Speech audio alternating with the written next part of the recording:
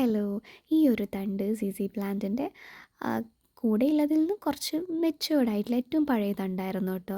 അപ്പോൾ ഞാൻ ചില സമയം ഇങ്ങനെ ചെയ്യാറുണ്ട്. അപ്പോൾ ഏറ്റവും പഴയ തണ്ട് ഞാൻ മെല്ലെ അതിൽ നിന്ന് കട്ട് ചെയ്യും.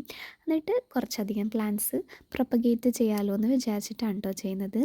അപ്പം അതങ്ങനെ തന്നെ കട്ട് ചെയ്തെടുത്തിട്ടുണ്ട്. പിന്നെ നമ്മുടെ സോയിൽ മിക്സ് റെഡിയാക്കിയിട്ടുണ്ട്. സോയിൽ മിക്സിൽ ഗാർഡൻ സോയിലും പിന്നെ നമ്മുടെ കമ്പോസ്റ്റ് മിക്സ് ഉണ്ടല്ലോ, അതിൽ കുറേയധികം മിക്സ്ചേഴ്സ് ഉണ്ട്.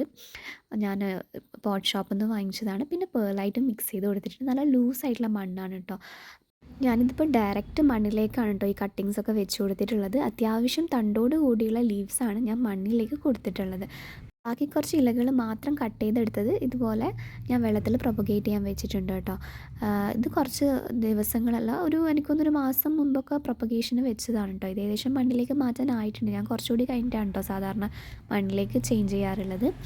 പിന്നെ ഞാൻ ആദ്യമായിട്ടാണ് ഇത് ഡയറക്റ്റ് സോയിലിലേക്ക് പ്രൊപ്പഗേറ്റ് ചെയ്ത് നോക്കുന്നത്. പിന്നെ നോക്കാം എന്താവുമെന്ന്. ചിലപ്പം ഇതായിരിക്കും കുറച്ചും കൂടി ഫാസ്റ്റായിട്ട് ഗ്രോ ആവുന്നത്.